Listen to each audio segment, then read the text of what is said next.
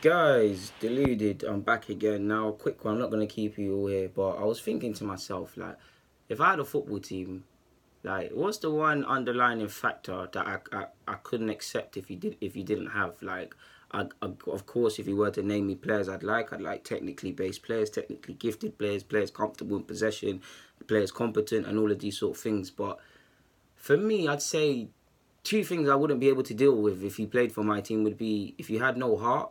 And I'm not saying heart it has to be there screaming and flying into 50,000 tackles. If you had no heart and you didn't want to get better for yourself, because the lack of them two things really annoys me. Like I can deal with needing to improve someone technically. I can deal with bad attitudes. I can deal with certain other things in it. Because to a degree, you could say I had a bad attitude, even though I wouldn't agree with it. But when you're a certain IC3 and you're kind of outspoken to a degree, you're labelled as rude and all of this jazz. So I'd be able to get through to certain other players with that. So I don't think I'd have any problems with that. But heart, like I really believe there's no gift for heart. Like I've seen people's heart give out on the football pitch essentially. Like you can see it. Like for me, it don't matter if we're losing 10-0. It don't matter if we're winning 1-0. The same application needs to be applied. Like for me, like football was my life. Like it was only grassroots football, grassroots Sunday league, and it was nothing. But to me, that was my life. Like I didn't really care for school. Really, not that I didn't care. Just I knew what I wanted to be, what I wanted to do, and this really wasn't it for me.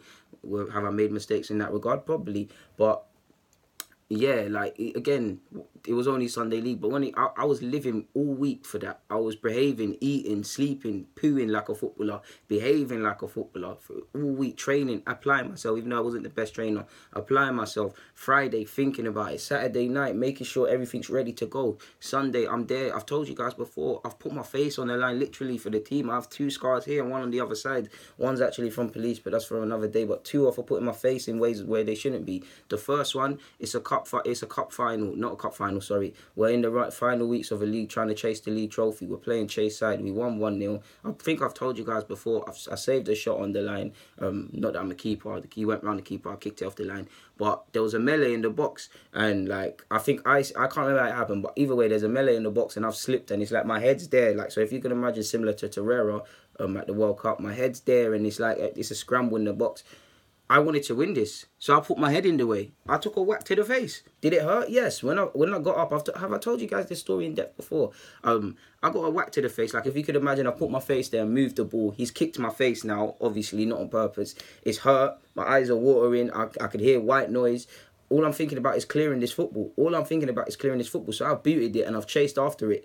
And I swear to you, I can't hear or see a damn thing. But all I can think about in my head is the will to win. The second one, under similar circumstances, the only difference is the guy had to step on my face by accident. Because in the same circumstances, same melee, the ball was there. I've moved my head, put my face in the way, and he stamped on my face. Did it hurt? Yes. Was it stupid? Yes. Did my mum look at me like you're a bloody idiot? Of course. But it felt good. It felt good because that was my life. It's sad to say, but I was living for grassroots football. Like, I really took myself as a footballer. I've told you guys before, grassroots, playing for Norseman Edmonton All Stars on the weekend. That is club football. Playing for the school is international football. On top of that, I was playing football everywhere I could. Any little cage, whether that was in Edmonton, Lower Edmonton, Upper Edmonton, Tottenham, N17 and 15, both sides of the damn postcode. New River, so technically N22. All the way down to what's that estate in East Gascoigne Estate. Playing football wherever I damn well could. Like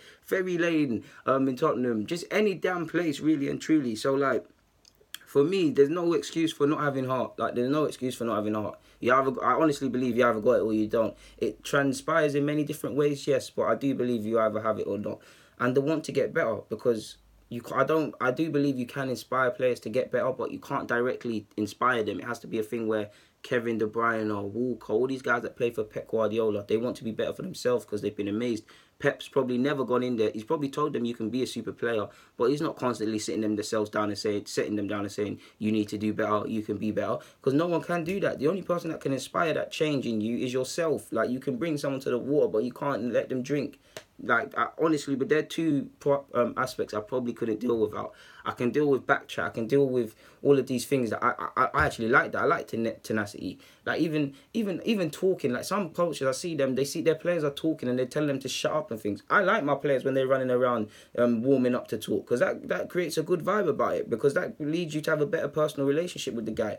And it becomes that some of my friends that I played football with, we had a deep connection. Like we were football teammates, but we got into some problems outside of football where lives could have been lost. So when we were on the football pitch, we literally riding and dying for each other, and that's a sort of aspect, obviously not as extreme in my other teams, but that's what I would like to see with my future grassroots team or whatever, when I decide to coach a team or whatever. But they're the two things I actually wouldn't be able to deal without. Like I said, lack of pace, lack of strength, lack of power, lack of technical and whether lack of tactical knowledge or analysis, lack of technical ability. I can deal with these things. I can work with these things, but no heart and no inspiration to want to improve yourself. Two things that you might as well never play for my club if you're going to do that, really and truly.